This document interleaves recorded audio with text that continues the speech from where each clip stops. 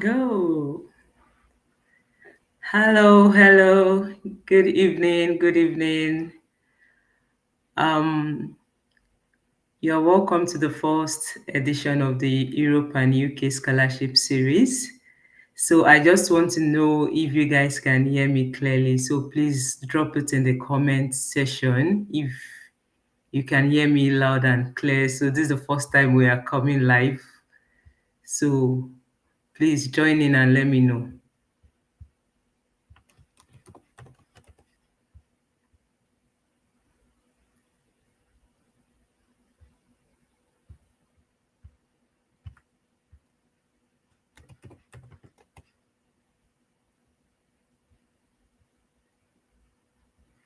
Hello, I'm yet to receive anybody's message. Please let me know if you can hear me clearly. Hello. Okay, we are still here. Hello. Can you guys hear me? Am I loud and audible enough? I'm waiting to get people's message because I can't see what's going on LinkedIn and YouTube right now.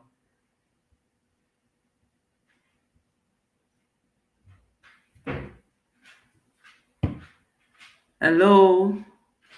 Please drop in a comment section if you can hear me, please and please. I want to see your response from the comment section. All right. I'm trying to see the chat session because I'm not seeing my chat here. I'm trying to load my chat session if I can see the chat. I'm sorry.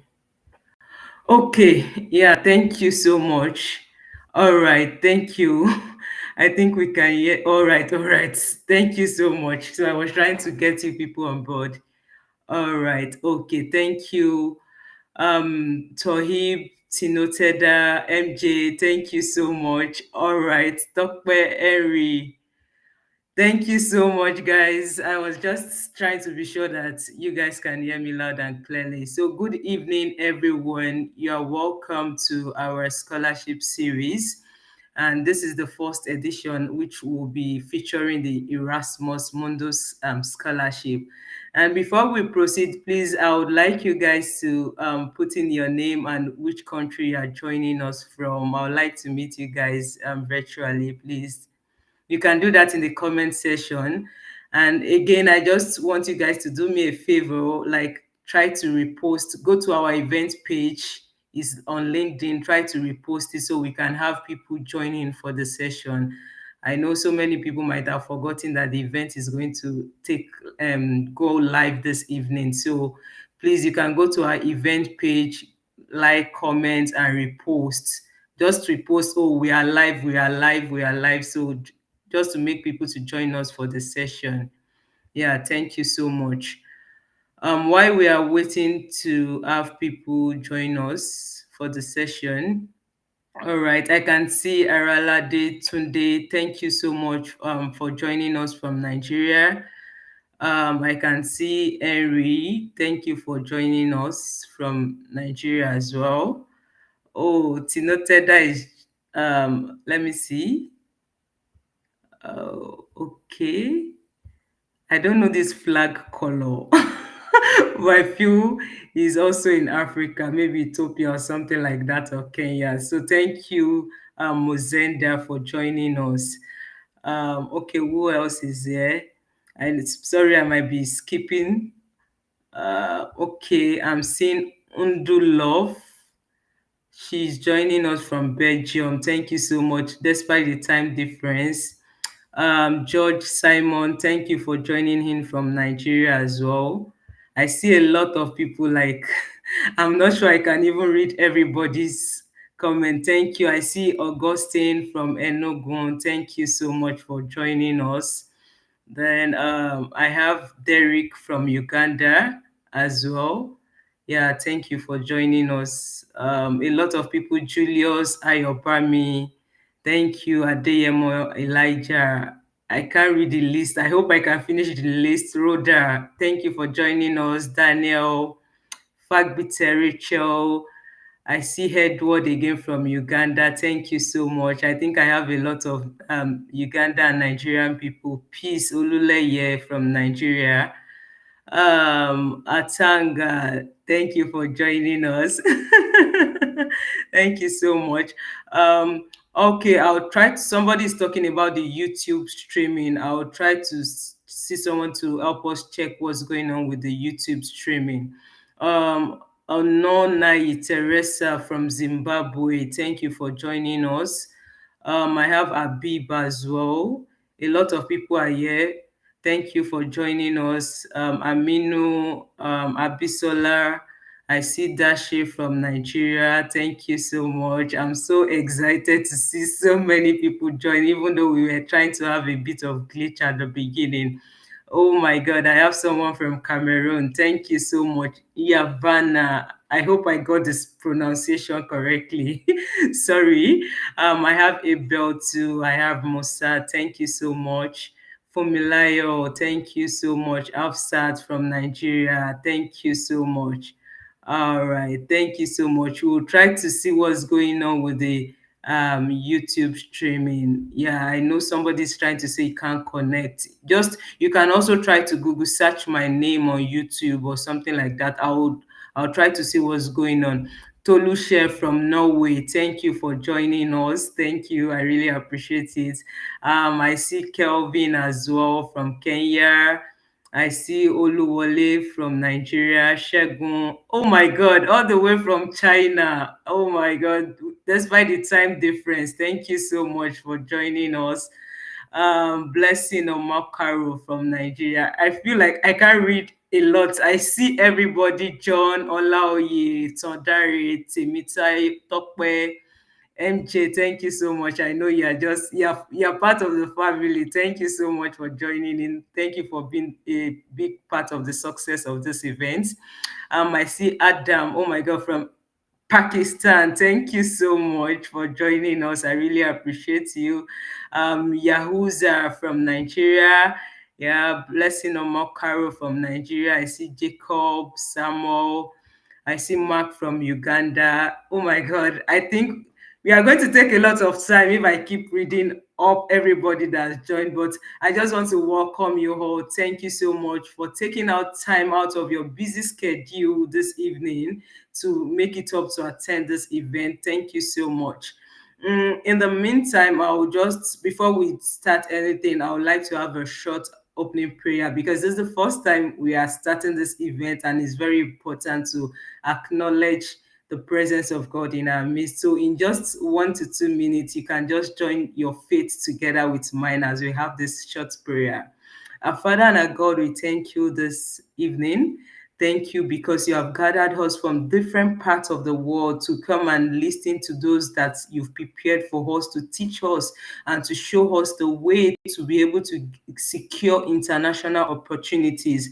Father, oh Lord, that you bless us, you give us the wisdom, you give us the strength, you give us everything that we need, Lord God, to be able to succeed even in our academic pursuits in the name of Jesus. Father, we commit the speakers in your hand, Lord God, that you speak through them in the name of Jesus. And in everything that we'll do this evening, Father, let your name be glorified in the name of Jesus. For in Jesus' mighty name we've prayed. Amen. So thank you so much, everyone. I really appreciate your time here. So I would like to introduce myself. Maybe if in case you are just joining for the first time and you're like, okay, who is this person on the screen? Sorry. Yeah, in case you're wondering, okay, who is this person? My name is Omobolanle Kalinikoshe, and I'm a doctoral researcher in Chagas Island. And I was also an OKP awardee at Wageningen University and Research, where I actually studied for my master's program in animal science. So this sort of made me a two-time European scholarship recipient. And this evening, we are also launching AgriScholars Mentoring Hubs because this is the first time we are having this event. And peradventure you're wondering, okay, what's this hub all about, mentorship hub all about? Basically, the ideas actually stem from the fact that in the past 1 year since I've been active on LinkedIn, I have a lot of people in my DM concerning opportunities in Europe, concerning mentorship and the likes. And while I might not be able to take up a lot of people at a go, I just did a bit of one-on-one mentorship. And as time goes forward, we find like, okay, there's need to have a community where we can actually guide people through their academic process, even their research career. So that's the main goal behind the Agri Scholars Mentoring Hub. So whereby we can equip basically the agricultural graduate students with the knowledge, the resources, and the tool to build an academic and research career. And we are trying to achieve this mainly in two ways. So we are going to be having our mentorship boot camp, whereby we are going to help students on how to navigate the scholarship process, alongside with this scholarship series that we are going to be having every 2 weeks. And the second part is through the research boot camp, because beyond gaining the scholarship, you also need to be equipped for the academic life abroad. To be honest, it's not the same with maybe our home country education system. So we need to have that research boot camp to be able to equip grad students about research writing, data analysis, publications, and the like. So in a nutshell, it's more about scholarship success and research excellence. So when you hear the word Agri Scholars and Mentoring Hub, so it's good to have a bit of introduction around that point. So this evening we have two speakers for the Erasmus scholarship. We have Olumide Onabanjo that will be joining us shortly.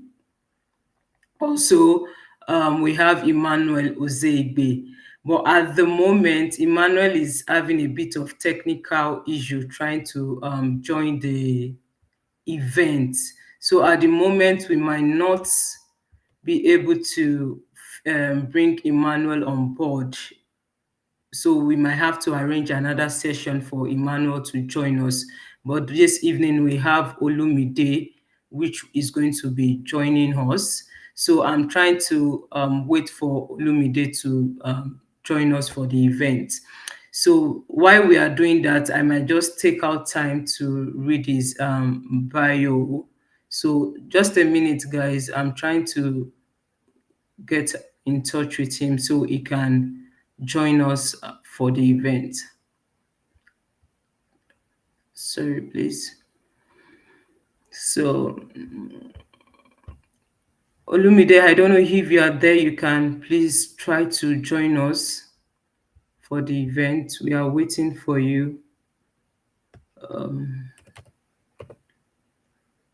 So Olumide actually completed his first degree at the Federal University of Agriculture, Federal University of Technology, Akure. Sorry for that. And afterward, he proceeded to pursue his master's degree in Norway through the Erasmus Mundus Scholarship in Animal Breeding and Genetics, and that was in 2021. And from there, he proceeded with his PhD studies also in Norway as well. So he's currently pursuing his PhD degree in animal genetics at Norway Life Sciences. So the interesting thing about Olumide's application is the fact that I applied for Erasmus. I have tried applying for Erasmus like 2 or 3 times. And in 2021, I put in all my efforts to make sure that I secured the scholarship. And interestingly, I was on a reserve, how do I call it? I was placed on the reserve list for the Erasmus application. And later on, when I and my friend was discussing about it, we were like, oh, do you know the guy that got the Erasmus in Nigeria? It was like Olumide. I was like, okay, who is Olumide? I really didn't know the guy. I really didn't know him back then. So it was just later on we met on LinkedIn, and I was like, okay, so you were the one that didn't make me get the Erasmus scholarship back then. But that's just joke aside.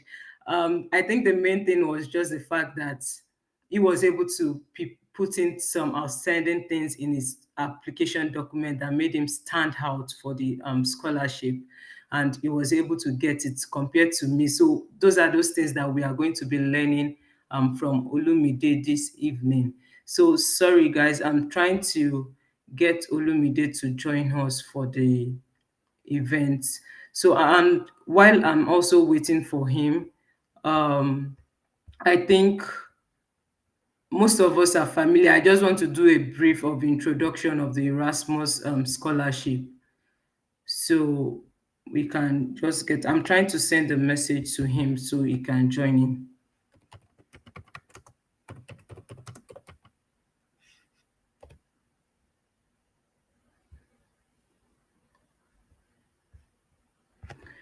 So yeah, when we talk about Erasmus Mundus scholarship, I believe for most of us, it's one of the big scholarship in Europe. I mean, one of the most prestigious scholarship, which is sponsored by the European Union, and this scholarship actually gives students the opportunity to pursue like a joint master's or a double master's degree in at least 2 to 3 different institutions in Europe and beyond. And that helped students to actually have access to different multicultural countries and also enrich their learning experience. And beside that, we have over 200 programs in the Erasmus Mundus catalog. Oh, finally, we have Emmanuel. Emmanuel was able to make it. Finally, thank you. Yeah, so Emmanuel is here. He is able to join in. So we are still waiting for Olumide to join as well. Emmanuel, let us know if you can hear us loud and clear. Hello. Hello, everyone. Yeah, all right. Thank you so much. If you don't mind, you can also turn your video as well. Then Olumide is also joining us at the same time. So thank you so much, Olumide, for Yeah, joining us. Can yeah. you hear us? But joining with my video will be a little bit difficult because it's quite dark here. All right. Okay, no problem. That's fine. I believe our audience in the house can actually understand. So it's just a bit of issues at the moment. So kindly bear with us. He's going to be using his audio. I think the most important thing is to be able to get the gist from his voice. So the main message that he's going to be telling us. Olumide, are you there with us? We can't hear you. Can you unmute yourself? Okay, we are still waiting for Olumide to work on his audio. Please bear with us, guys. So, because this is the first event, so we've been trying to address all these issues beforehand. So, let me just also read Emmanuel's bio now that Emmanuel is here with us.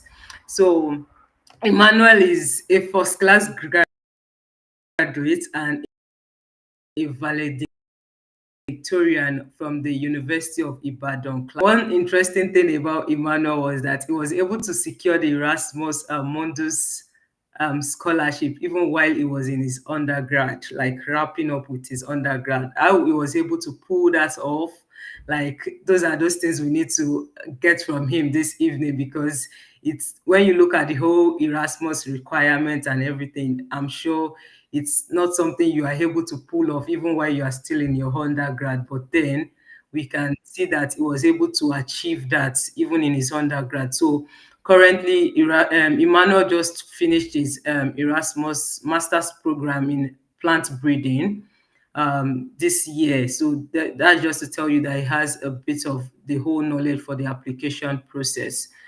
Um, I'm waiting for Olumide. I don't know if he can hear us now. Olumide, can you hear us? We can't hear you as well. I think you need to work on your audio. Try to check what is going on with your audio, please. Sorry, guys. Thank you so much. So I see a lot of people still joining in. I see Christiana from Nigeria. I see Paul Oluwashono from Nigeria as well. Um, Samuel Oluwaseun Akoni, he's saying he can't hear me. Please, guys, can you hear me? Please let me know. Then I see Sabira from Ghana. Thank you for joining us. I see Elijah Ayobami from Nigeria. Thank you so much for joining us. I think because of our time, we need to just start the whole show for now. So while we are still waiting for Olu, I'm just trying to make sure that our guest speakers are well settled in. So that's what I'm trying to do now. So please, if you are joining us, try to tell us your name and which country you are joining us. And again, please, guys, don't forget, please go to the event page, try to comment, try to repost so we can have people that can be aware of the event and they can also join us and learn from this session. So I'm still working on Olumide is trying to still join us as well. Olumide, can you hear us? We can't hear you. Maybe you should use your phone instead because I know we test run it with your phone and your phone was working very well. So maybe you can try to use your phone if the laptop is not working well. All right. I will just try to. I think I've already give us a brief overview of what Erasmus scholarship is all about, but I would like our speakers, since Emmanuel is here and we can hear Emmanuel loud and clear, Emmanuel to just set the tone for us this evening. So, Emmanuel, when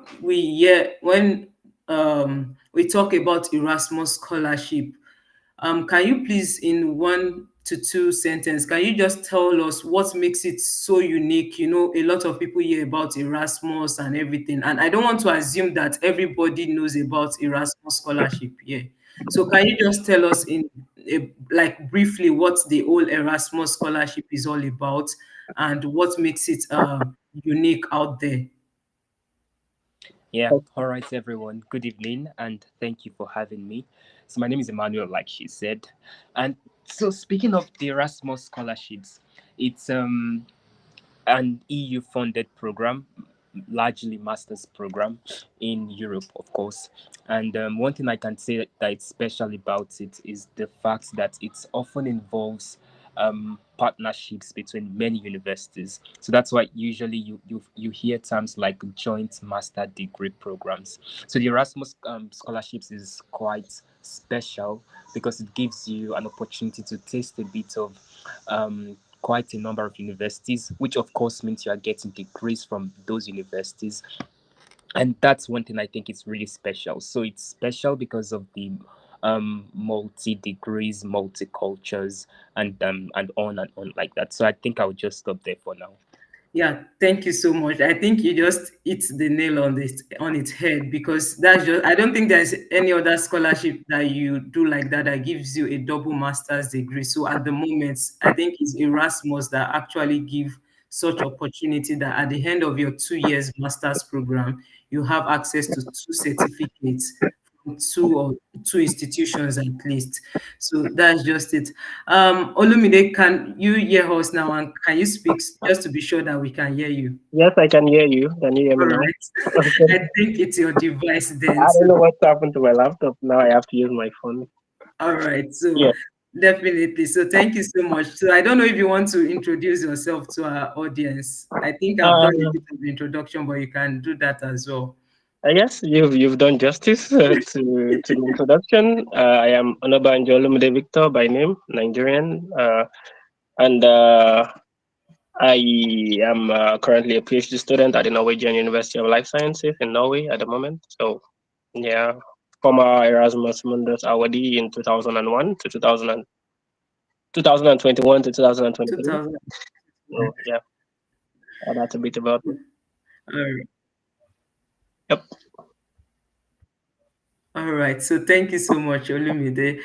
Yeah. The question I would like you to clear for us is the fact that when we talk about Erasmus, is it specifically for a discipline, because I know there are some scholarship out there that are dedicated for maybe for engineering, maybe it's dedicated for agriculture. And considering the fact that both you and Emmanuel are coming from agricultural background, and we Mm. have a wide audience from different disciplines, so is Erasmus only dedicated to a specific discipline?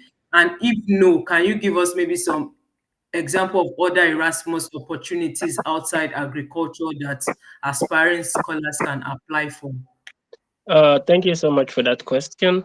So actually, the name Erasmus itself is the funding body, and if I'm right, I think it's named after someone who has the name Erasmus or so. So it's just a funding body, and they fund over, so to say, hundreds of different programs which are independent of each other.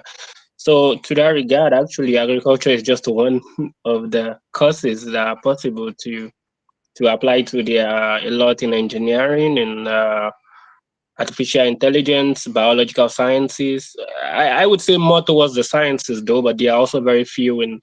There are quite some also. I wouldn't say few in the social sciences and some in the economic sciences. At least I know of one they call AFEPA, which deals with circular economy or something like that. There's a wide range. For better understanding of how big this is, maybe I could just send the link to the catalog where you can see all the courses funded by the Erasmus Mundus. I think that can be shared. Maybe I will send that to you, and then you can share it with the audience. I think that would be a nice start for them. Yes. All right. Yeah. Thank you very much. So I just, for all our audience in the house, I just want you to know that you have a space in the Erasmus Mundus scholarship. I intentionally asked that question so you don't think it's limited to those in the agricultural space alone. We might not be able to bring all the Erasmus representative or awardees. So I just use these two people just as a proxy, because I'm sure the application process is almost similar to each other. So do you want to try to join with the laptop? Okay, I think he's still trying to fix his laptop. So let's see what goes on there.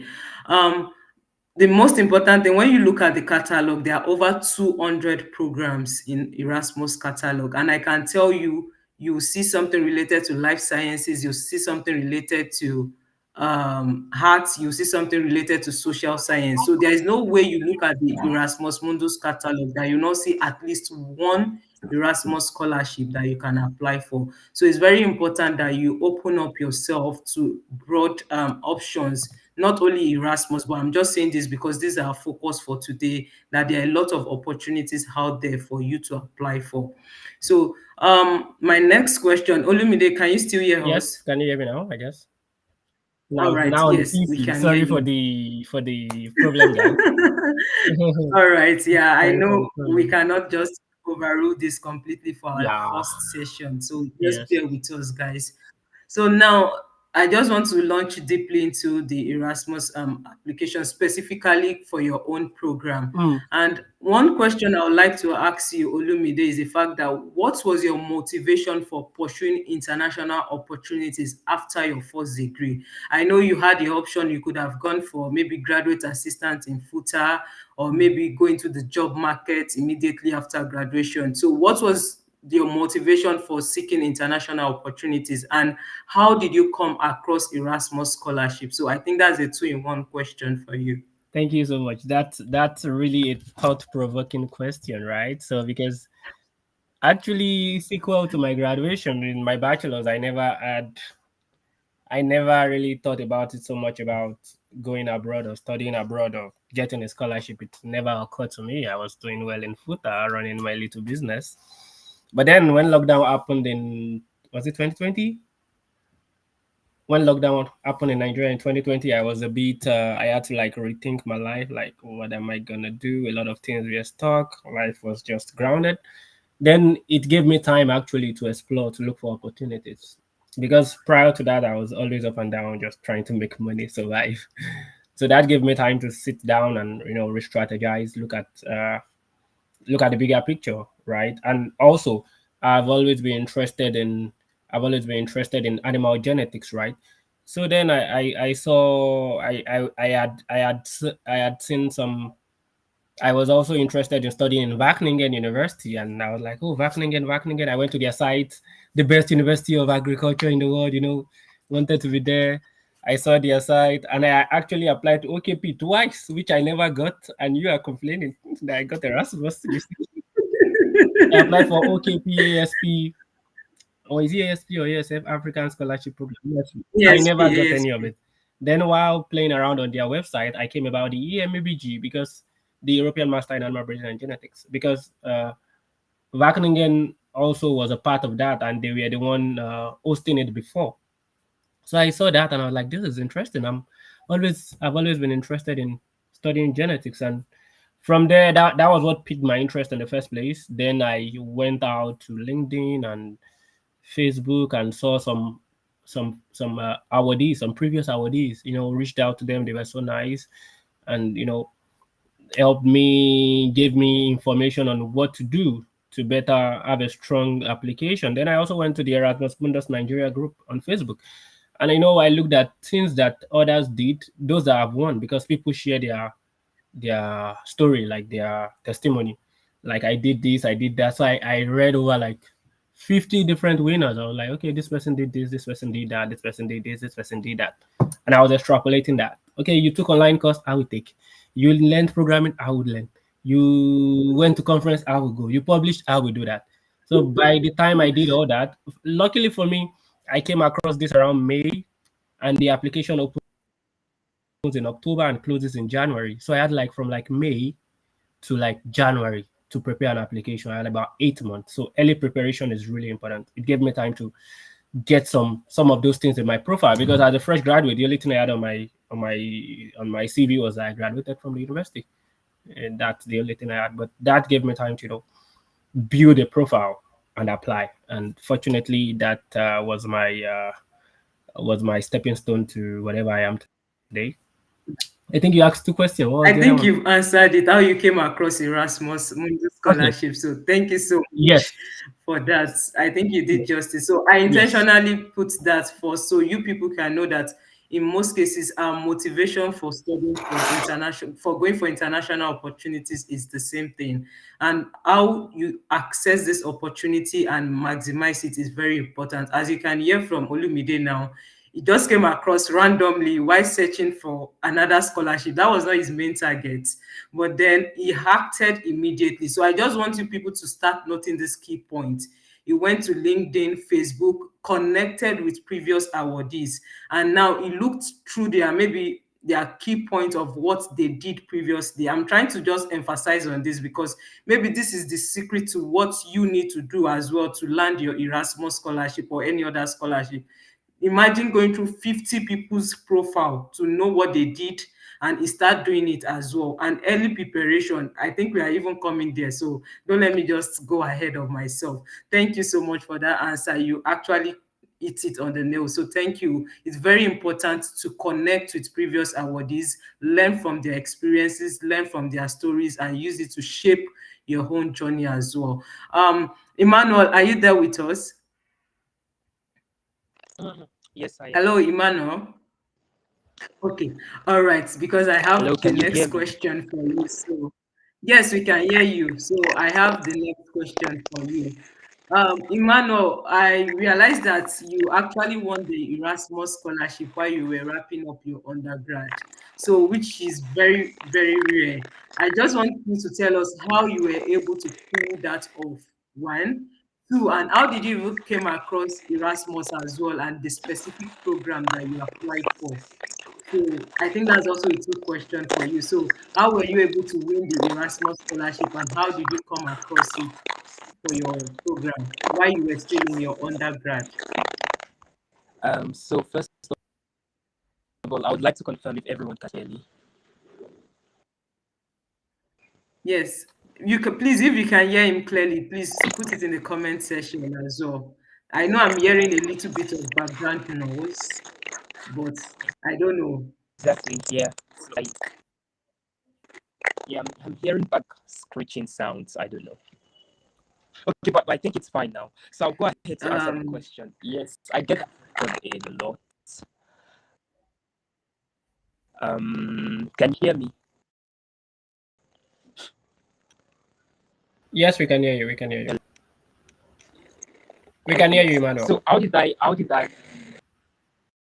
was I able to win the Erasmus scholarship while I was just rounding off my master's program? Okay, so I think the first thing, I was able to win it because I was eligible to win it. So this means that it's something you can start thinking about. It's not impossible. So the Erasmus program allows you to apply for scholarship program in as much as you'll be able to have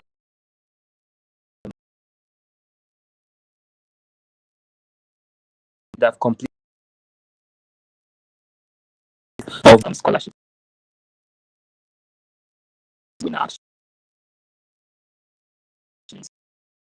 So I applied for two RAS programs and I won them in two concepts. So the thing is, I applied sometimes in December thereabouts because it's usually from October, January, I think, for my program. And when I did that application, I was in 500 level crop protection in University of Ibadan, and my program was supposed to finish sorry, Emmanuel sometimes is. in. I think it's a bit breaking. Hello, Emmanuel. Yeah, I can hear you. Yeah, so maybe Olumide, please you can mute. I'll also mute so there is no interference because I think it's a bit breaking. Okay. Yes. So I I was supposed to finish my program by August, and by February, I think, or March, yeah, March 6th, the results came out of the scholarship awards, and I won the program because I was going to finish the program August and resume by September or thereabouts. So the first reason why I was able to win the scholarship was because I was eligible for it. So it's not impossible that if you're in your final year thereabouts, you can start thinking of how to apply for this scholarship. The second reason why was I able to pull this off was because I had information ahead of time, and this is where mentorship comes in. So I have a mentor, Benjamin Joshua. I think Omobolanle also knows him. So it was like us before he knew about scholarships. He already graduated, already did his NYSC. He was already old, so to say. I don't know if it's going to be right now. So, but when you saw this, that it's actually possible, it took.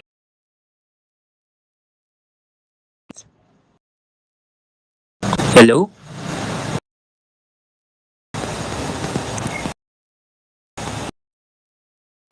So he took it upon himself. I don't know, he took it upon himself to mentor and bring who are still in the university. So this was what helped me. So wouldn't have if I did not meet Benjamin Joshua. So those are two things I would say. I was able to win it because I was eligible. One, that means if you're in your ultimate year, you can give shots at again your final year and you're going to graduate before the start of the program, you can give Erasmus scholarship a shot. You don't have to wait till you finally get your certificate. Then two, mentorship makes your journey faster. You don't have to waste much time. So thank you very much.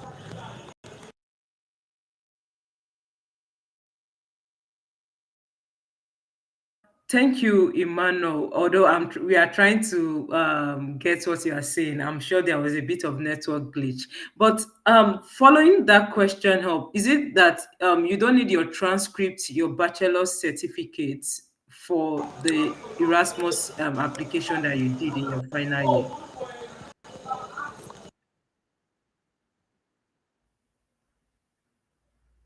I think we lost him. All right. So, just to give an overview to what Emmanuel said, how he was able to get it, it was because he was able to meet up with the requirements, even in his final year. And again, he had a mentor that actually put him through, of which is also my friend too. That's Joshua Benjamin. Joshua Benjamin is also an implant awardee as well. So I guess he was the one that was able to introduce it to him and also guide him through the process. Can you guys hear me? Like, not Emmanuel. Can you guys hear me? Okay, so I think Emmanuel is having a bit of network issue. So I'm just trying to repeat what he said from the question on how he was able to secure the scholarship while he was still in his final year, which he said is doable, is possible. So I just want to encourage as many people that are still in their undergrad. Now you have the information. We don't have the information back then. So now you can start working on your document, reach out to people, try to have a mentor, put you through. And even before you finish, I'll tell you it's possible to apply for the Erasmus scholarship. I'll try as much as possible to take questions. I already see people asking questions in the comment section, but I'll try to put that towards the end of the event because of our time now. I need to move forward. So now we want to go into the application part, which is the most important thing that is going to be helpful for each and every one of us here. Then I'll just push this question to Olumide because I know for many people here, they are like, okay, how do I start the Erasmus application? Where do I start from? It has a lot of information. How do I prepare my documents? So now I want Olumide to just walk us through the process. I mean, from the requirements down to how to prepare your application to submission. So I just want to start with Olumide. Can you just walk us through I want you to provide every details that people can get to be able to apply for the scholarship. So what are the main requirement that is needed for the Erasmus application, maybe specifically for EMABG? Then how can we walk through to the submission point? So I think that's the next question. Thank you so much, Bolanle. That's a very thoughtful question. I think the most important of as regards requirement or application for a scholarship is even knowing, getting the information of the existence of that scholarship, right? And then after that is closely looking at what the requirements are. For most of these scholarships, it's required that you have graduated or about to graduate, as Emmanuel said. I know Emmanuel might not know me, but also like his mentor is a colleague of mine. So yes, one thing is you must have your transcript. Academic transcript is important. Your certificates, you might not have this document ready at that point, but if your school can give you a document attesting to that, then it's good. These days also there is very much CV. CV is the third, and you need a passport. Definitely, you can't go anywhere without that. And these days also most of this program require what they call IELTS. You probably know the English proficiency test is mostly required by most of these programs now, or maybe letter of English proficiency, and so on and so forth. Depending on some programs, some program might ask you for a police character certificate. It's not like that does not count towards your screening or whatever, but just by the side. Then there's also like the statement of purpose or the letter of motivation. That's also like a very important document. So I think those are the ones I can remember at this time, and those are like the major ones. And so requirements. So about the application, right? I think that's the next question, Yes. right, Bolale? Yes. So application. So one thing I would advise as regards applying for a scholarship is to follow instructions. If you can't follow instructions, you can probably win a scholarship. You have to follow their instructions. If they tell you write a letter of motivation, 500 words, and you go and write 600 words, you will read it yourself, no problem. You will just add to the statistics, the number of people that applied, and probably not win. So it's very important you read the instructions, you look at the deadline. It's very important to look at when is the deadline, and don't submit on the deadline day. So maybe like 2-3 or max like 5 days before the deadline is a good day, and though it's not rush. I know people that the scholarship will open on the 15th of October and you are submitting on the 15th of October. Why are you in a hurry? Take your time, prepare a solid application. You still have 3 months gap to submit. Why are you submitting on the first day? It's not first come first serve. It's best winner takes all game, not first come first serve. So regarding application, it's more of just providing the documents that that they require of you, that I already listed those documents earlier. So follow instruction, look at the deadline, submit those documents, get people to review it for you, if you are able to. People who actually know what they are doing and who have experience in your field. So someone can't randomly reach out to me now and tell me to review, and I say that is not in a field I know. It's a waste. I will tell you, sorry, I'm not the best person for this. I don't know anything in that field. So submission, yes. Make sure you submit early. It's very important to submit early. Don't submit, as I said, a day to the deadline. Takes When I say early, I mean at least 48 hours before the deadline, because technical issues, there can be some technical issues and the submission is not just going through. So take your time to prepare your good application. And to be sincere with you, good application takes time.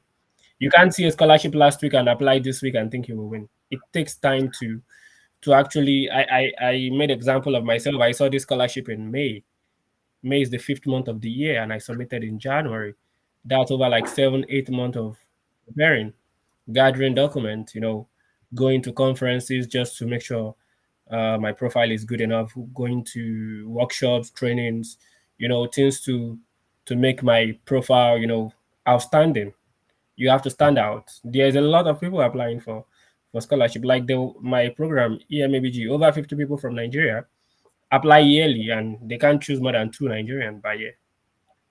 So the scholarship, the competition is very, very stiff. It's very, very stiff. So prepare something worthwhile. Take your time. Don't be in a hurry. Make sure if they tell you this document is compulsory, make sure you provide it. And even the one they tell you it's not compulsory, provide it. They will collect it. Most of them will tell you it's not compulsory, but if someone else provide it and the person and that's the only thing that would make you get it against that person, they would give the person, because the person has more documents presented. So for example, some will tell you IELTS, oh, it's not compulsory. Give them if you have it. It's important. It gives you would know by yourself that, okay, I've done my possible best, or my best possible in that regard. So thank you. I think that answers the question. Or if there's anything I forgot to All mention, right, please. so thank you so much. I think it's very important that you know the requirement for whatsoever scholarship you're applying for. Then you try to make sure you meet all the requirements before applying for the scholarship. I knew I applied for EMABG twice. The first year it was just a scrap. Then the second year I had to double up. I need to put in more effort. And like you said, you need to prepare on time. I know I prepared 8 months as well, like before the application. And I also had another friend that was applying 1 year before that time. We were both on reserve. Olumide didn't allow us to get the scholarship. So that's what happened. So just to make you know that it's a very competitive scholarship. That's just the truth. Erasmus is, because it's open to everybody in the world. This time around, it's not only Nigeria, it's not only Africa. And just imagine in Nigeria alone, how many people are applying, and they're only taking maybe 2 or 3 people at most from each country. So you need to top up your game by trying to prepare early for it and make sure you meet up with the requirements. But I think the main question I still want you to touch on, because I think they've changed the name now from animal breeding and genetics to animal diversity and something like that. But I want you to go in details with the Yeah. motivational letter, the application itself. How should someone structure the SOP itself? Like, I know you are trying to address it in terms of animal breeding and genetic. What are the main things that they are expecting you to put into your SOP? I think that's the big thing that people would love to hear about. So please, you can do justice to that question as well, Olumide. Yes, thank you once again. So as you mentioned, the name has actually been changed. The system has changed right now. It's called European Master in Animal I think Breeding and animal breeding and Biodiversity, diversity or or something like that. Animal Biodiversity and Genomics. So it's quite funny because now before the starting institution we used to go to Austria for summer school, but now everything comes to Norway. So everyone is coming to Norway now. So they first come to my institution before they go to the other. So why they do that is because, they apply for this grant from the European Union, and it's like 5 years or so. So the last time they got it, and after they ran out of funds, they applied again, which they didn't get. So they had to, like, re-strategize. So it's still more of same thing, but just in a different in a different angle of things. They're still breeding and genetics, but now they are saying biodiversity and genomics, which is still part of breeding and genetics. And actually, I think from what I saw on the website now, I'm not even sure they're asking for letter of motivation anymore. I'm not sure, but I think when someone said I should help review his essay, and I checked the website to see what they want you to mention about, and I was saying now that you just have to list the schools you are interested in, like the tracks. So I'm not sure they ask for letter of motivation anymore. But just to answer your question about letter of motivation or statement of purpose, they are quite used interchangeably, but not totally the same. So I think there are probably four important things that should be in your letter of motivation. The first thing in the word letter of motivation is, what is your motivation, right?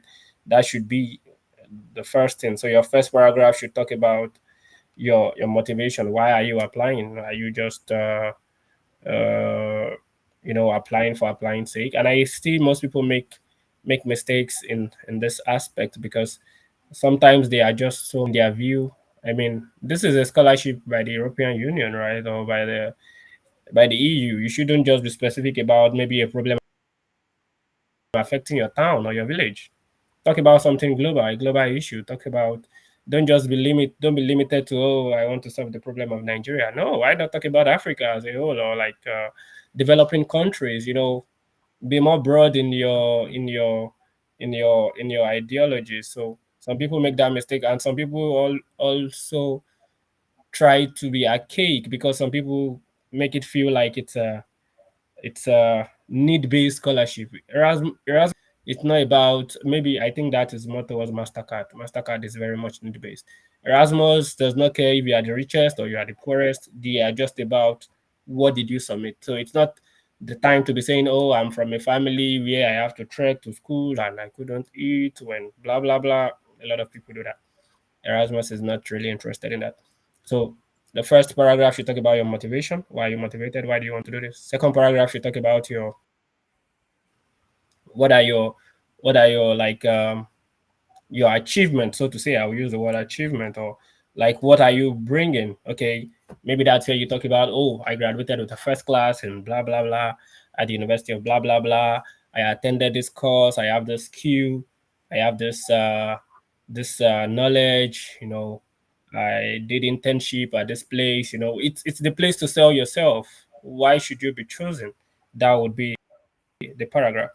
And I think the third one should be talking about, because they have different tracks, like, which track are you interested in, right? If I remember right. But mostly, most of these things are stated on the website. That's why I say read instructions. So most people will tell you letter of motivation, talk about this. So just write about, if that's the way you arrange it, follow that order. But I'm about like the general order, which I followed back then. So what track are you interested in? Are you interested in the genomic track, or in the One Health track, or and why? You should be able to tell them reasons and what you feel you will do with the knowledge. Why the last point should be talking about, okay, what are your future career goals, and you know what do you expect to, I mean, they are investing about 50,000 euros in your life. So what are you going to do with this after they make such an heavy investment in you? So I think basically that should cover what the letter of motivation is about. But also, it's not one shoe fits all situation. Some program will tell you exactly what they want you to talk about. And if it's not clear, write them. They will respond. Write them an email. Please, I would like to apply for this scholarship. Your letter of motivation. What exactly do you want me to talk about? Or go to their FAQs. Most times, most of the question you have is already in the FAQs. They are they don't want to look for information, right information, because it goes a long way to getting whatever you want. So get the right information. If not, if something is not clear, ask. Send them a mail. It's better to ask and get the right information and apply than to think that you know the right thing and do the wrong thing. So I don't know if I touched on your Yeah, thank you question. so much. I think you really touch it. And like just to buttress to what Olumide is saying at the moment, the requirement for Erasmus is always changing every year. So you need to get yourself familiar with their website, with the instruction on the website. Any scholarship to win it, you need to follow instructions. I was going through their website a few days ago. There is no letter of motivation required anymore. What you need is a video, 1 to 2 minute video. For I'm talking of animal breeding and genetics. Please don't mix it up. Exactly. So you for other programs, you might still need to write a motivational letter or something like that. But for animal biodiversity and genomics, they've changed the name as well. During our own time, it was letter we need Yeah. to write. So, but now I think they want to see your Yeah. face. They want you to speak confidently. So they want you to record a 1 to 2 minutes video that states why you are applying for this Erasmus scholarship, and which is also the same thing of what you are writing down. But it's not that you just write it down. They want to be able to Hmm. see, like, okay, you're able to articulate it clearly, even in your video. So the most important thing is why you are pursuing that program, the track, and what you want to do at the end of the day with the knowledge you are gaining. Like you said, someone is investing 50,000 euros on you. What is going to be their own gain at the end of the day? So those are those things they want to see, even in your video of motivation. And maybe generally for anyone that is applying for Erasmus scholarship, I intentionally want him to answer the question of the motivational letter, because I think it's almost the same format for most scholarships. You tell us a problem statement, like he was saying, don't be mediocre, don't have this mediocre mindset, or like limiting yourself to maybe your local problem. Think global. Where this is Europe, they are the one funding it. What problem can you address in Africa, in Europe, and globally, like generally, and come down to, okay, how you want to use the knowledge that you acquire. So those are the key things. We might not be able to touch in details because of our time, but I tell you, those are the key things they want to see in your motivational letter. So Emmanuel is not here, but then I'll just move on to the next question. So, for your application, Olumide, what was the most challenging part when you are applying for this Erasmus scholarship, and how did you overcome it? So, what do you find difficult when you were actually putting your Erasmus scholarship together? Thank you so much. I think the most challenging part must have been my maybe letter of motivation, because I wrote that one document for like 7 months. You know, I write, send it, and they be like, no, no, no, no. I was lucky. Then I had 4 seniors on the program, and I was in very good communication with three of the four. So I could send to them, and this one would correct and be like, no, no, no, no, this is a this one would send, I would do again, you know, write it again, send it. So that took time. And the reason why I did that is because then also it's very important to know what weight does each of these documents carry. I think then when I applied, I think maybe letter of motivation and CV had 25, so that's 50%. Also, it carried a lot of weight. So if you know where you can get the best points, give more to that. So you have to look at, okay, what does this carry? I think then maybe proficiency letter or English proficiency carries maybe 10. Your education, so maybe you had a first class, also carries just maybe 20, and I think another thing carried like another 20.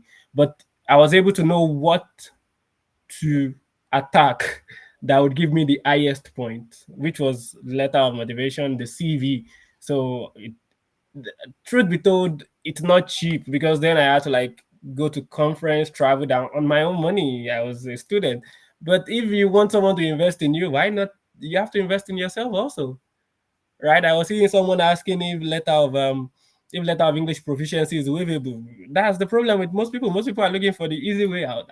I mean, I know some people can't afford it, but also now these days there are scholarships that can fund those exams, like the Michael Taiwo scholarship, the iScholar.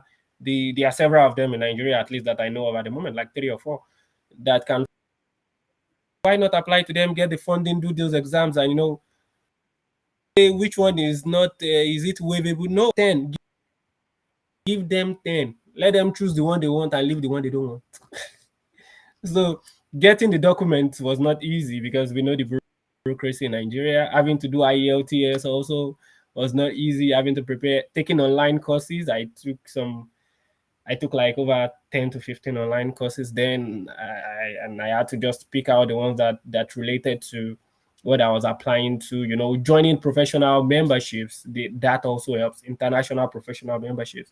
Talking about like Poultry Society of America or Animal Genetic Group America, all these things you can access it on Google. Some of them even give free membership from most of us from developing countries. But most people don't know that there are a lot of things you can, and those things would carry weight on your profile because they will see you as, oh, okay, this person is aware, is not just that, okay, I graduated with the first class. So what? There are hundreds of people that graduated with the first class. I keep saying it, first class enough, first class alone is not enough right now in this day and time. Even if you have 5.0 over 5.0, it's not enough. It's probably just 20% of the total grade. So you can have 20 there, but if your CV doesn't have enough content, your letter of motivation doesn't have enough content, someone who has a 2-1 will definitely outpace you. So I think this is an advice also to the first class graduate. Please be humble. Forget about your first class. It doesn't. You are not the first, and you won't be the last. So be humble with it, and also like you are the third class. Also like look for other things that will increase your chances. I see a lot of people making mistake in that regard. First class alone doesn't open the door anymore. Get other things, get experience, go out, join online workshops, everything, certifications, put it in there. Let your CV carry value, let it carry weight. So these things can be hard. It was hard when I did it, and I'm sure it's not easy these days also, but it's doable. That's it. It's doable. All Definitely. right. So, yeah, thank you Yes. so much for that insight. I think that's just the truth. Motivational letter is always the most complicated part because that's the deciding factor for most scholarships, not Erasmus alone. And I will Mm. advise every one of you, if you are targeting Erasmus, I think Erasmus sort of made it easy that they were so open about the application procedure as well as the selection procedure. So when you go to Erasmus website, especially for animal breeding, they will tell you what are the criterias they look out for in selecting candidates, and they are called points. Like now, your motivational letter is going to take 60%, your CV is taking 30%, and your recommendation letter is taking 10%. That's how it is for EMABG. I know for implant and other, there are different points that they accord to it. And once you don't meet up with the points, that's just it. So, Mhm. like I said, it's beyond the grade. It's just how you can position yourself, even in your letters and even your profile. Attend conferences, collaborate for publications. If you need to write your high LTS, write it, like put in everything. It's beyond now. The game is so competitive out there, so you need to put in everything that can make you stand a chance for the application. So, thank you very much for that question. And again, like you said, you need to, for Erasmus, you need someone that can constantly review your essays.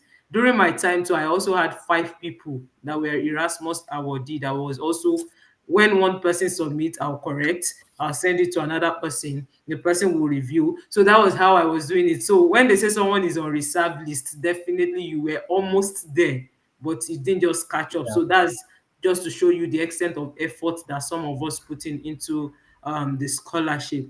So I'll soon be rounding up so we can. I see a lot of questions in the comment section, and I would just like us to go into the question. I'm sorry, guys. I would have loved Emmanuel to also share his own point of view, but unfortunately, he's in Nigeria at the moment and he's having a bit of network issues, and that's why he's just in and out at the moment. So possibly he's going to cover up. So thank you very much, every one of us. I'm still going to go through the chat to read out names and everything, but I really appreciate. I see a lot of people joining in from different countries, and I see a lot of questions in the chat sessions. But because of our time, I want to maximize the fact that I can't hold our speakers to ransom, so they need to also attend other things. So that's why, and they are also in another time zone. So that's why I'm trying to rush up with a lot of questions that we have here.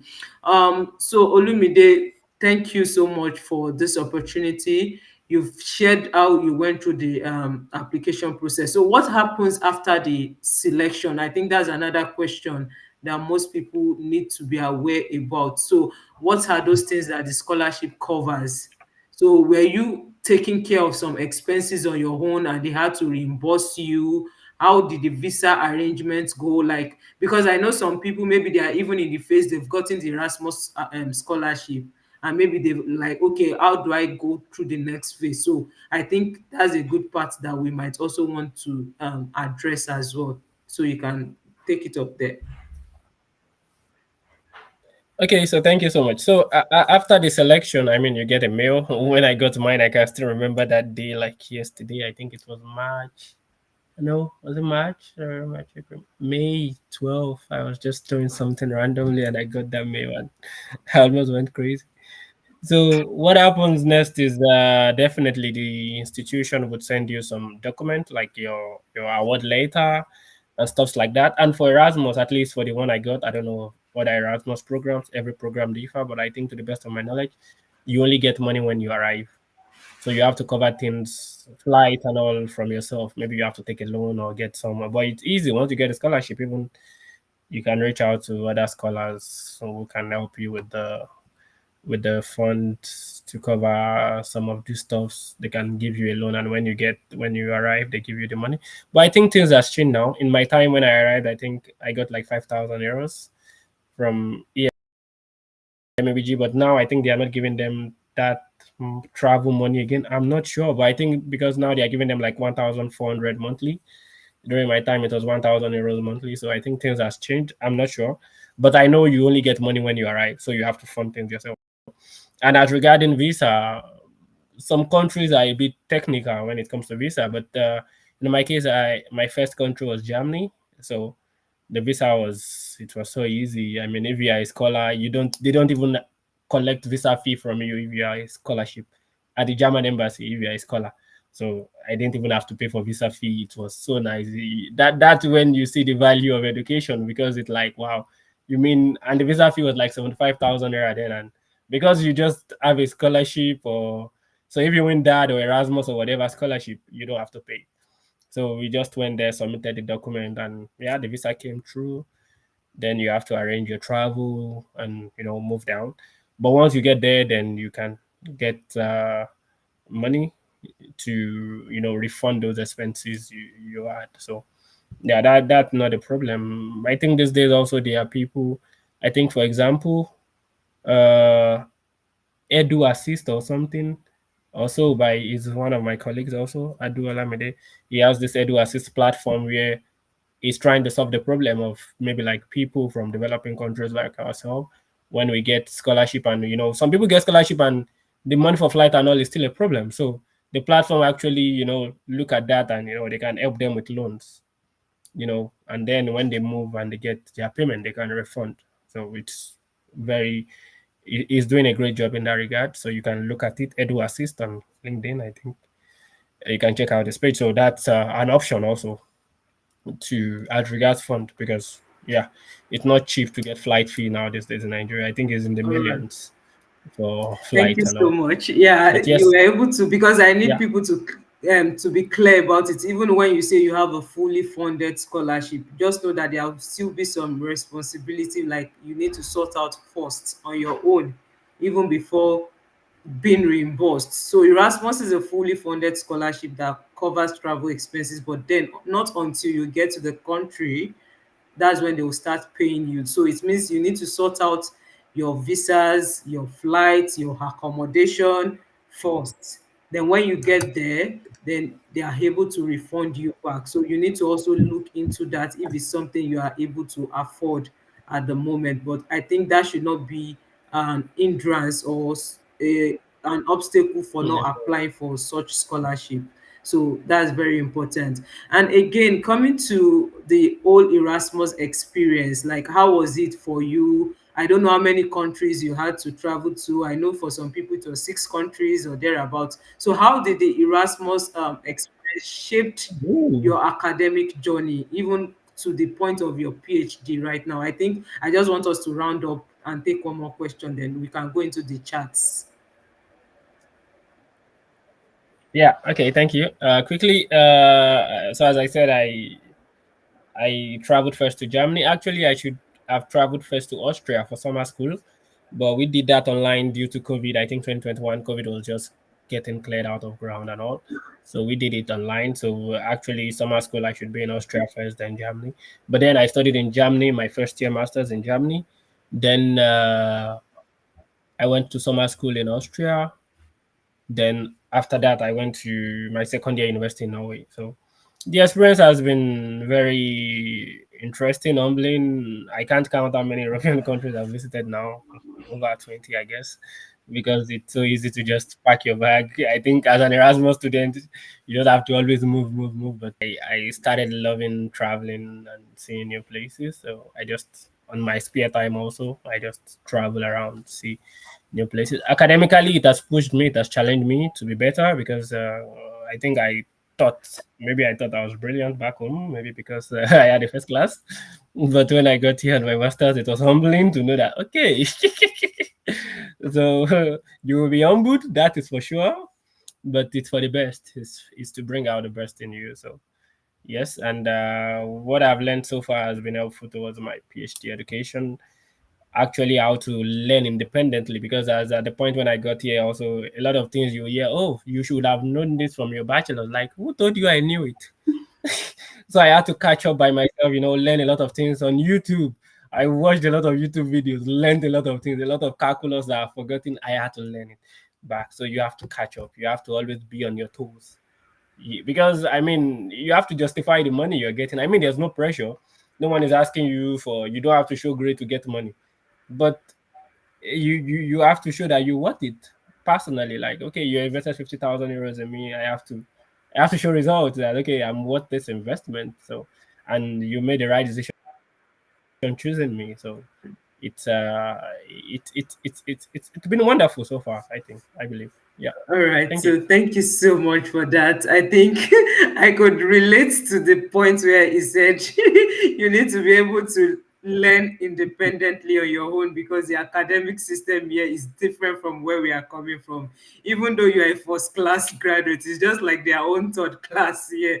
And you need to just be like, there's some time like when I resumed for my master's program, I was like, is it that I am a dollar or something like that? Like, it's going to humble you the experience because they are just running at a fast Yeah. pace over here. So you need to catch up, learn on your own, go to YouTube and everything. And I think that's even the more essence of this mentorship of like it goes beyond the scholarship. It's just to prepare you for the grad life in itself because there is more to winning. The scholarship is just the first phase. Now you want to go and face the reality of the whole study abroad. So it's a bit of education shock. Apart from the culture shock, you also have the education shock. So it's very important that Weather shock.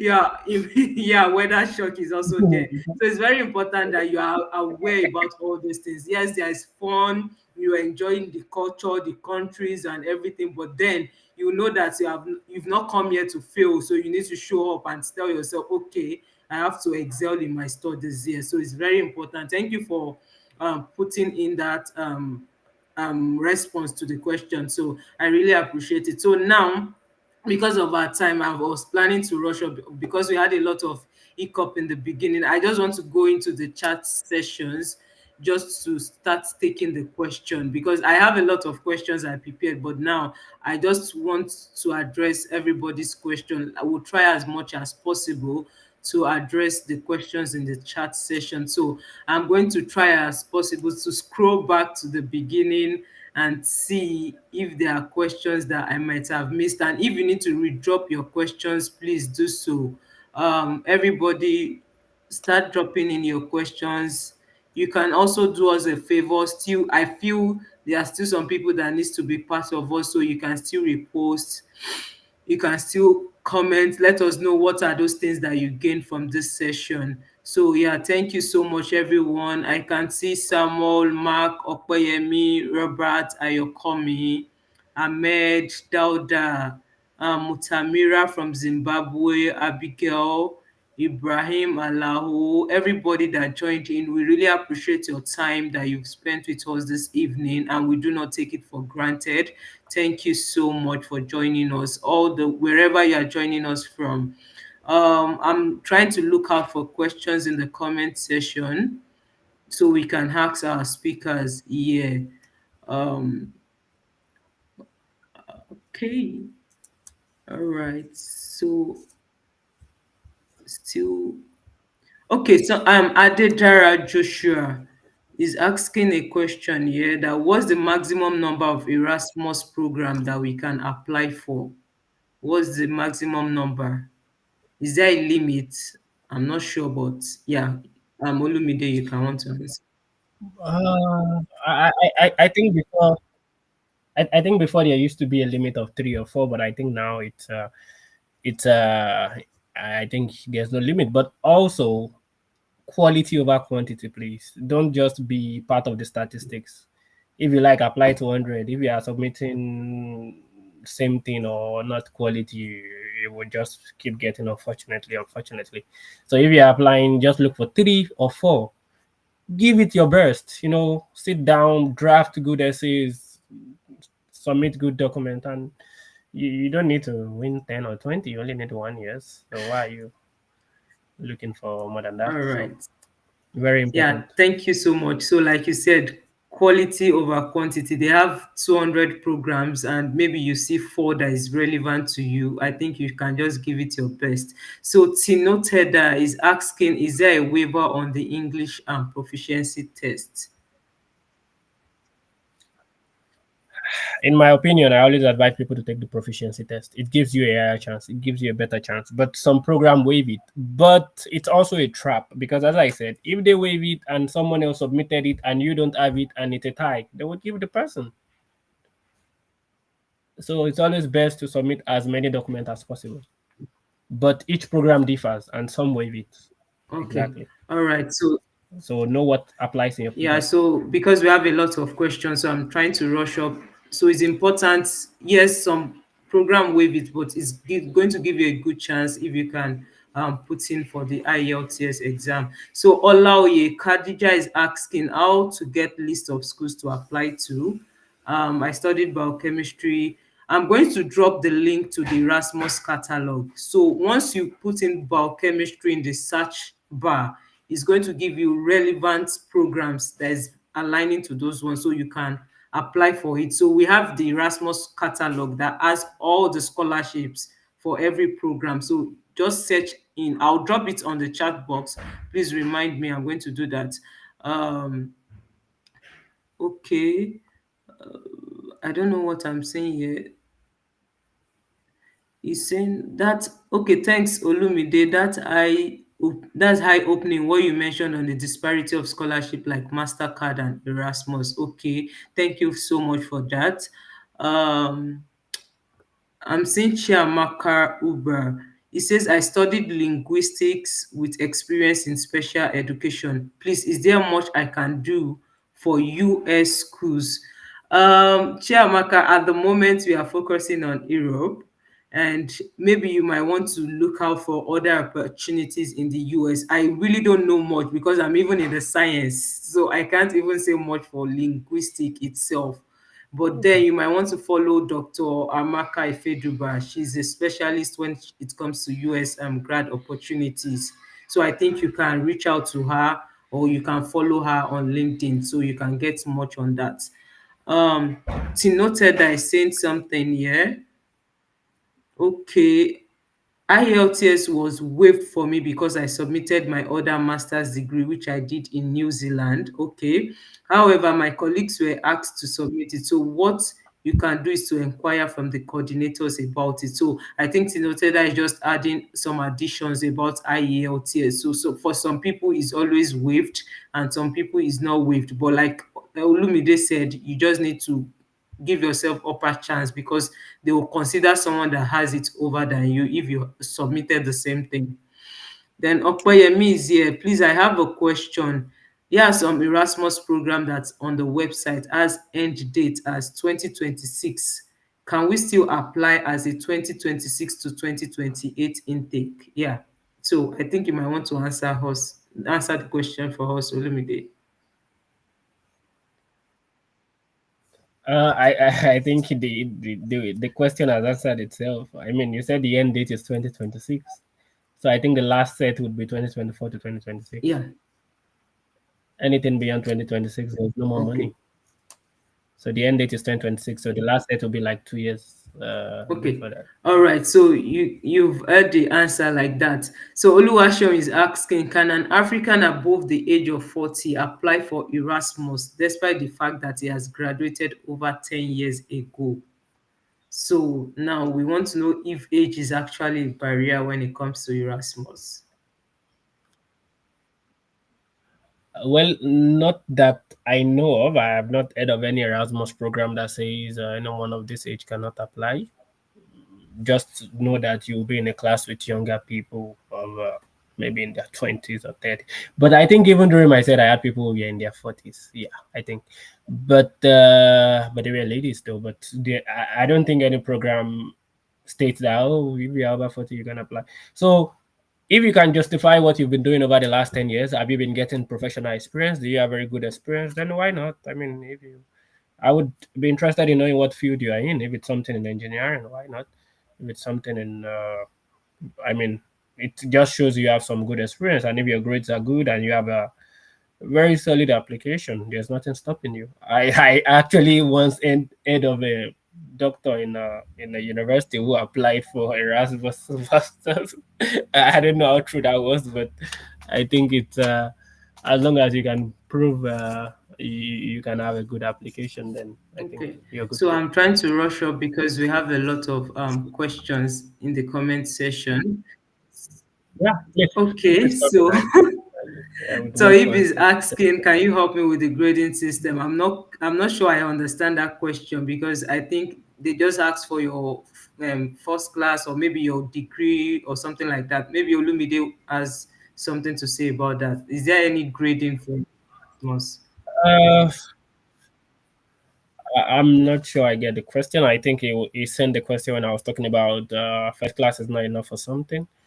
So most program ask for maybe 2-1 or first class, but I think that was where we talked about grading system. I don't think, but maybe you can be more clear. Toib, please Okay, send a all right. message more So clear in your question. um, somebody is asking minimum CGPA required for this opportunity. Each program differs. Please check for your program. For most, I know they would say maybe 70%. So that would be around 3.5, which is a 2-1. But I don't know. Each program differs. That's what we are saying. Go check. But I know they would say a bachelor's in this or that. So it's mostly A or B. And I think a 2-1 is a B. All right, so that's just it. Yeah. So somebody is saying for accounting student, like we said, there's an Erasmus catalog. You just need to put a keyword in your field into the catalog, and it's going to bring out relevant programs you can apply. I'm going to drop the link to the catalog on the chat, maybe before the end of the program. So you want to connect? Or also maybe we could share the screen and show them how to use the catalog. Okay.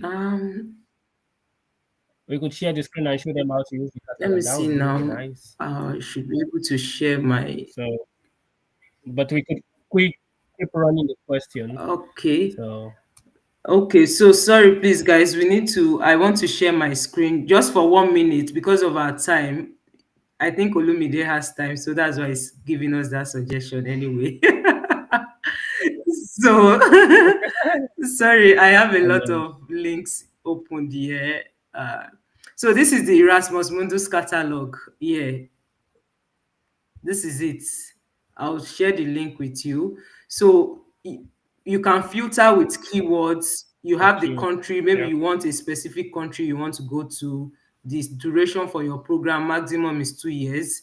Universities, field of studies, and the year of project selection.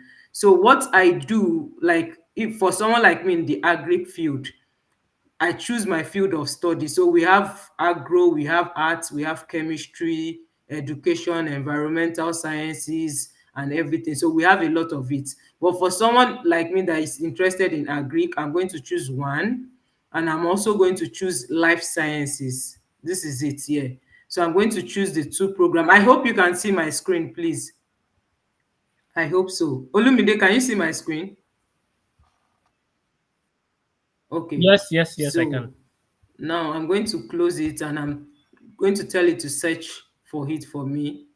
So now we have like 20 programs that relate to both agric and life sciences. So we have European Masters in Public Health, Biology, Education. So there's a lot of programs. Like I was seeing a lot of things and I was like, wow, I don't know like Erasmus is even as big as this. So we have plant health in sustainable cropping, physiology. This is have to do with human medicine now. If you're in skin health and care, we have public health in disasters. So now you just need to come to this catalog and filter based on what you want. So you need to, there is a lot of, like I said, we have over 200 programs in the catalog. So you need to just go through it. So now I might just Yeah, click but on the EMABG's link just for the sake of clarity. So I actually have it open, but it's there. So this is the application. This is what is telling us for the requirements. So it's going to open, interestingly, EMABG is going to open next week, 15th of September to 15th of January. So now this is the best time for you to start putting up all your documents. So like I said, you have to check all these requirements. I don't want to waste much of our time, but I feel you people can come to the website. Like you said, you need to do a lot of personal research when you are looking for scholarship. You see the information, the procedures, the selection criterias, and even the past awardees as well. You see them on the website. So that's just it. So I'm going to stop sharing my screen. I hope I'm going to stop. yeah, I think that would help them so they would know. So maybe you can drop the Okay, link yeah, also to to the catalog. I think you shared it with me, right? Yeah. the catalog because I think a lot of them are waiting for that. Okay, one Yeah. minute, please. So I'm going to drop the link to the catalog, and I hope you guys can see it. So yes, I've dropped the link to the catalog on the chat. Um, Someone wants to connect with you. Olumide is on LinkedIn. Please, you can get in touch with him if you need to do so. Rhoda is asking a question. Yeah. Do you also fund in-school traveling? Mr. Olumide traveled from Germany to Norway. Did you fund it yourself before reimbursement as well? So back then, we get travel fund yearly. So like when I came, I got 3,000 for my travel, and in the second year, I got like 2,000 euros for my travel. But then traveling from Germany to Norway is like maybe 100 euros by maybe 30, 50 euro by bus, or maybe like 100 euro by flight. So not a lot of money, but you I think it's covered. And if it's not covered, probably from what you earn, it's not a lot Yeah, within Germany, it's not really to expensive, think too much especially about. when you already have your stipend. So it's something maybe like But 30 euros or something, you get your uh, flight or your transport sorted out. So I think that's not a big thing.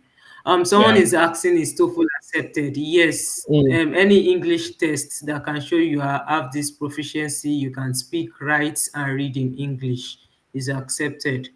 Um, then, okay, someone is asking about IFEL scholarship. Yes, we have a session whereby we are planning to bring someone on board for the IFEL scholarship for France. That will be in December anyway. So that's to that question. I think we answered this already. You might want to look this up, to be honest. Like we said, it varies from one program to another, but what we've seen from our experience, because both of us are in the agric field, like I said, so it's animal breeding and genetics. I think for animal breeding and genetics, they are even accepting first class. So for some people it's 2-1 for some. So Mm. you can look into the program that the person got the scholarship, because it actually varies. Yeah. It also all depends on how competitive the application was. I mean, as I said, a first class graduate might just submit only first class.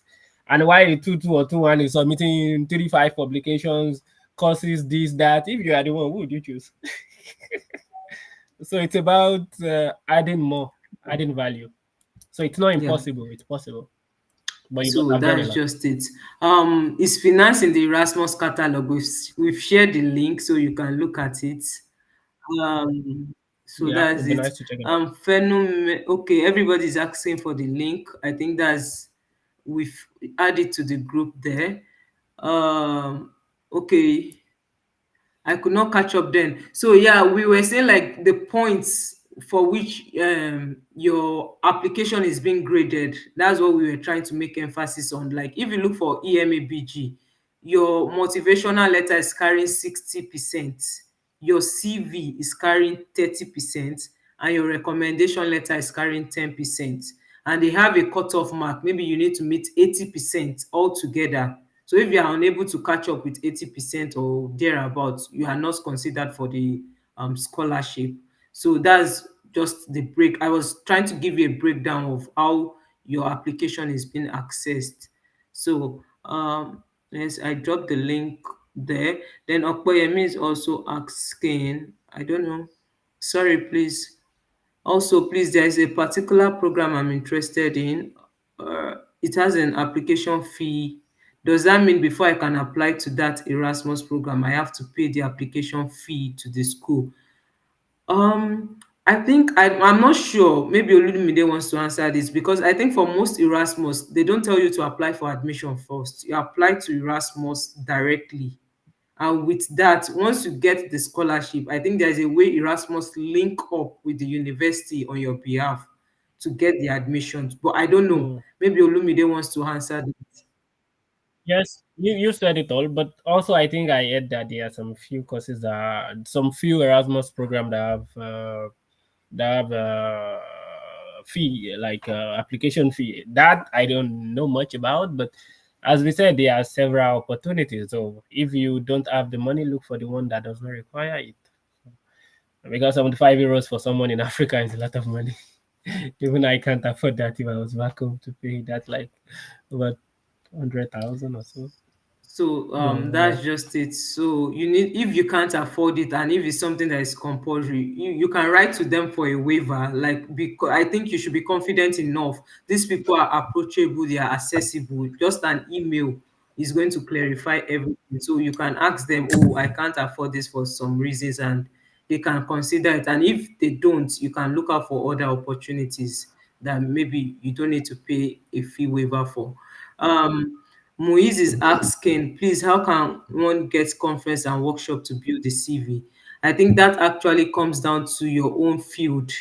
So you need to look out for opportunities in your field, either in your country or outside the country. And I think to make it easier now, there are a lot of virtual conferences that you can attend to that you don't even need to travel out of the country to be able to attend. Some might be even mhm. expensive.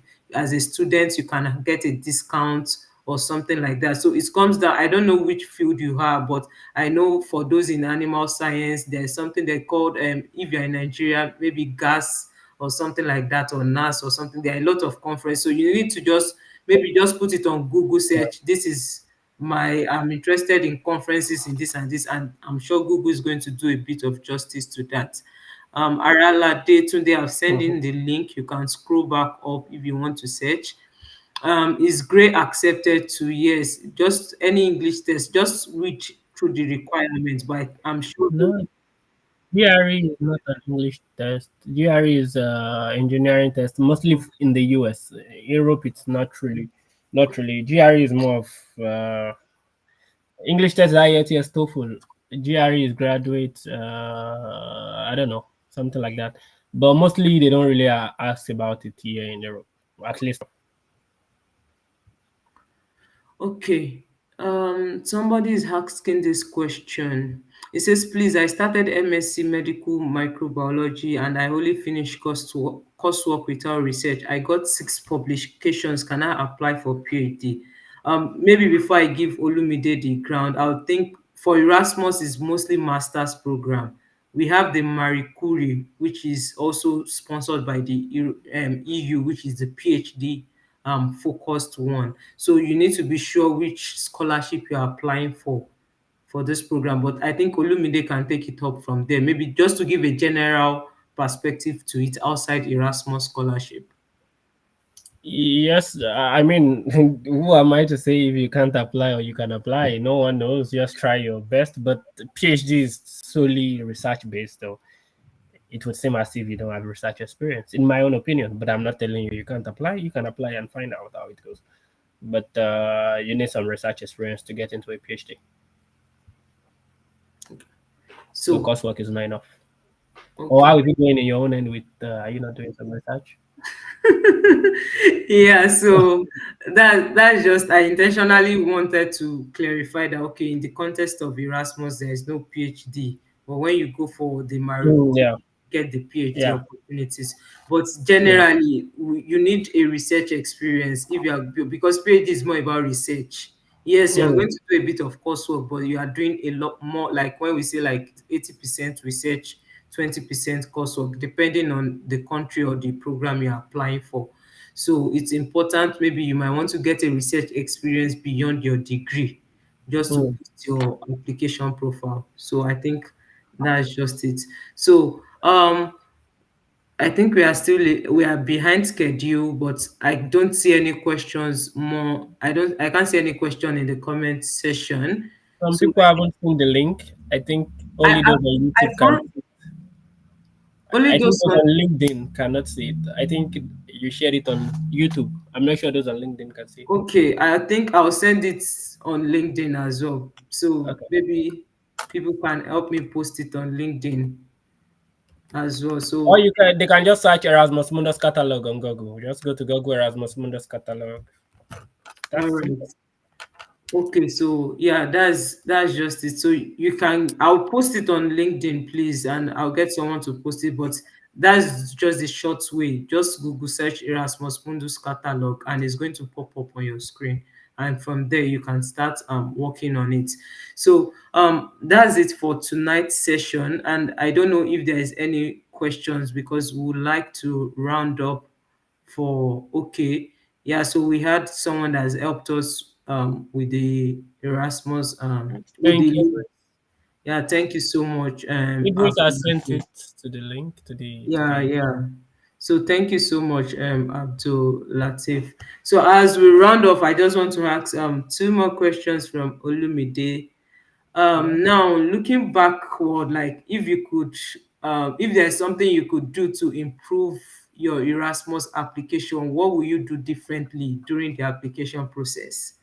Like currently, what is something you think you would have done better compared to when you applied? I think that was 4 years ago. So That's a tough one.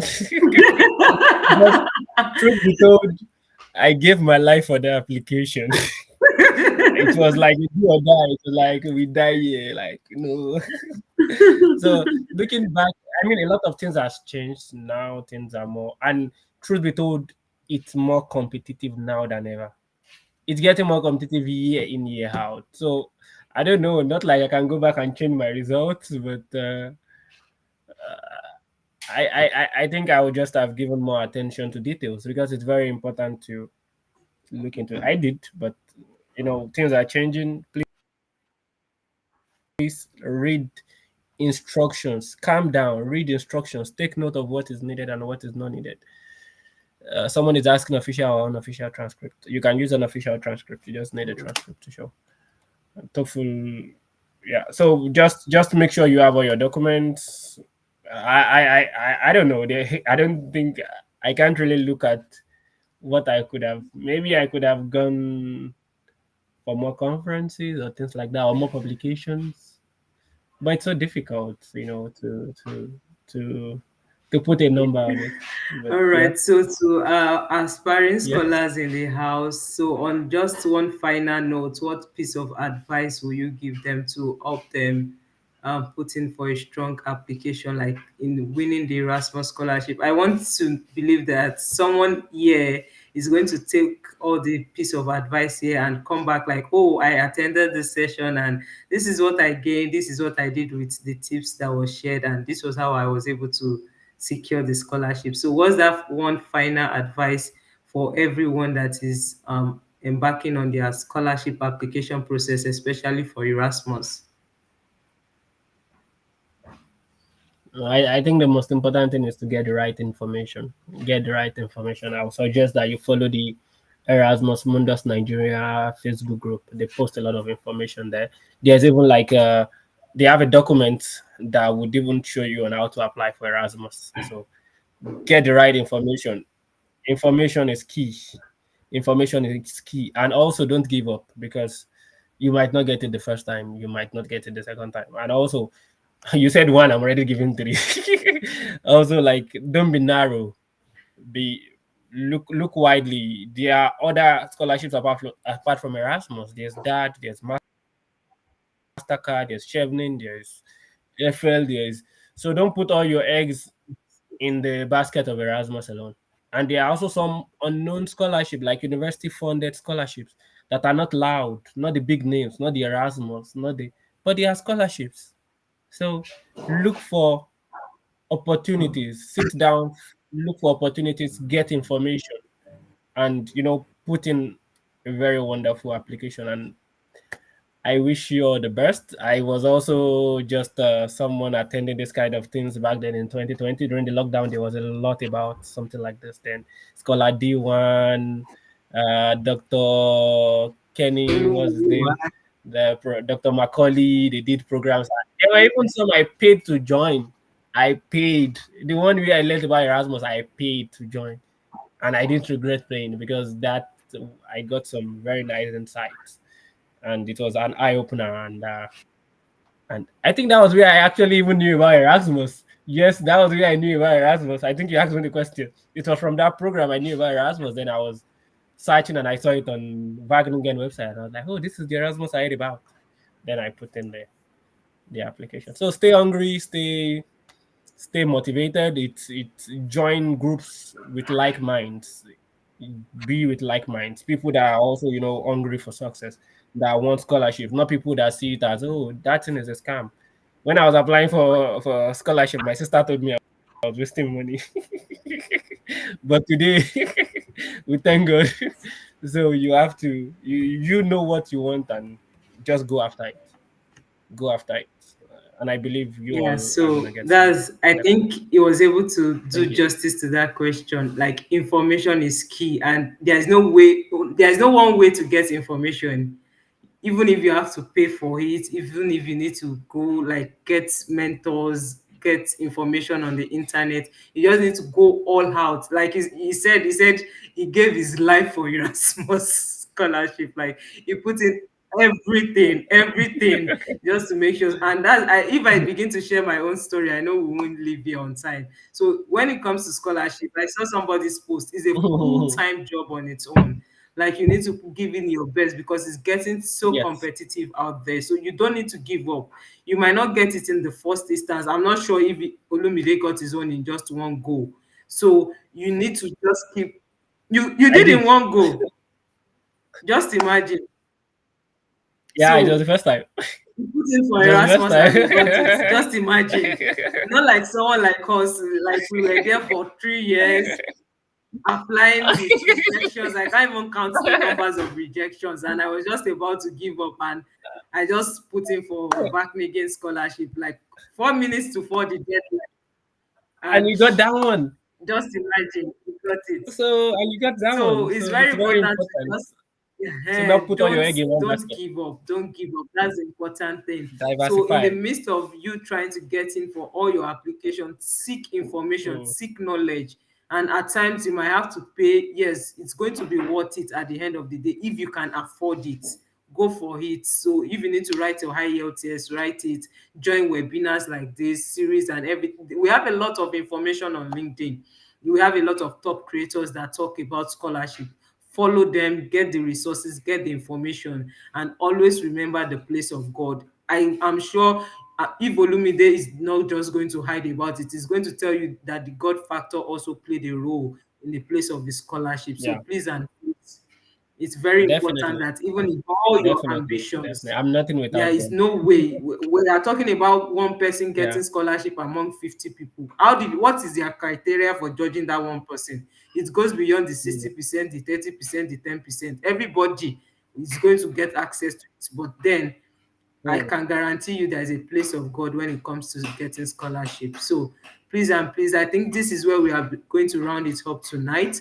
So Olumide, you can get in touch with him. He's on LinkedIn. I don't know for any other social media, but then I think you can get in touch with him. I met him on LinkedIn. That's just the point. I've heard a lot about him, like from other EMABGs, awardees, and I was like, okay, and we got chatting on LinkedIn. So you can get a hold on him if you're interested in EMABG or maybe any relevant Erasmus opportunities. And once again, thank you so much, Olumide, for joining us tonight. We really appreciate your presence, your time for joining us here. This is 1 hour 45 minutes, and it Thank you feels for like, inviting. oh, we've not even started at all. So we are going to wrap up, guys, now. Thank you so much for joining Yeah. us. We are going to be having the next scholarship series in 2 weeks' time, which is on the 27th. Someone says you want to hear my own war scholarship. Just wait. We have another scholar that we are going to bring on board that is going to talk about it. I'm also going to share my own alongside. So, Yeah. like we said, this is a series. I don't know if you've been following me on LinkedIn. So we have like up to 15 speakers that is going to be speaking about opportunities in Europe. Like you mentioned, there are a lot of opportunities that people are not aware. University funding opportunities that exist. I know Erasmus is just with the big name, Commonwealth, Chevening, MasterCard, but to be honest, the important thing is getting good scholarship that can fund your master's program or your PhD program. That's regardless the name or the title. So we are going to be featuring so many other scholarship that you guys can apply for even this year. So just stay tuned and stay updated. You can follow me, go to my page, Omobolanle Kalenikoshe. I'll keep updating the next series. I think we are having that scholarship, which is Germany, for the next 2 weeks. That's on the 27th of September. So you can stay around, hang around, and watch out for that session as well. And also, we are also going to be having a mentorship class series coming up October or November for those that specifically for the agricultural students and graduates. So you can also look out for that opportunities that I'm sure is going to help you. We are going to discuss a lot of things on how to go about your scholarship application. So thank you so much, guys, for joining us. I see Dr. Amaka, a lot of people. Thank you. They all came around just to support me. I cannot be mentioning name, but for every one of us that have come to learn, I hope you gained one or two things from this event. So please, if you've gained something, you can make a post, like align all the thoughts you've been able to gain from this session. Just share it with people that, oh, this is something I gained. I know so many people could not join for one reason or the other. Tell them, oh, I gained this thing. You can tag me, you can tag Olumide. Will come here to come and support you. So just make a post about it, just to make people to be aware about the scholarship series, that even if they cannot make it for this session, they can look up for the next one that is coming on its way. So thank you so much, guys. And I think at this point, I'm just going to take a short closing prayer, and we are going to call it a day. I'm sure I'm still going through everything and I can't see questions anymore. Okay. Somebody, sorry, I just want to make sure we have everybody sorted out from the chat session. Um, Someone is saying, please, I have seen so many flyers on various scholarships, but I don't know how to apply. The most, like, we are still saying the same thing. You need to look out for the website of that scholarship. There is always an instruction for each scholarship. So you must go to the website of that specific scholarship you're interested in. And if you still don't understand, go on LinkedIn, search that scholarship on LinkedIn. You see those that have gotten that scholarship, reach out to them. I think first impression matters most. Be polite. You can try to make friends with them even before telling them you're interested in scholarship. So I think that's a very important thing that you might want to take notes. So thank you so much, Tohib. Thank you for appreciating us. He's saying kudos to Scholar Bolanle, Olumide, and Emmanuel. And once again, I really apologize that Emmanuel cannot be here till the end of the session. I'm sure it's due to network issues, and hopefully, maybe one of these days, I'll bring him back on board to share more about his scholarship. So, thank you so much, Christiana. Thank you. I see you there. Thank you for so much, Scholar Bolale Olumide, for this wonderful session. Thank you so much, everyone. We appreciate your presence on board tonight. Thank you. So we are going to see you again in 2 weeks' time. So just please watch out, and I'm going to make a post for the next scholarship series. Okay, we want to have a closing prayer. I think I'm talking too much. All right. So thank you, Father, for this session. Thank you because you've been able to make us gain much insight about how to go about our application process, especially for Erasmus. Thank you because everything that we've learned tonight we'll be able to put into our application process, and we'll be able to rejoice and testify to the goodness of God as a result of that which we've learned from you this evening, in the name of Jesus. Thank you, Father, because you've heard and answered, and that which concerns each and every one of us on this platform, Father, you perfect it in the name of Jesus. Thank you, Father, for in Jesus' name we've prayed. Amen. So thank you so much, everybody. I really appreciate it. I hope we are going to have a good network, and it's going to be each free for the next session. Thank you, Scholar Olumide. We really appreciate it. Thank you so much for joining us this evening. So, guys, I'm going to end the live stream My pleasure. right now. Thank you so much, and have a wonderful evening wherever you are joining us from. Yeah, bye.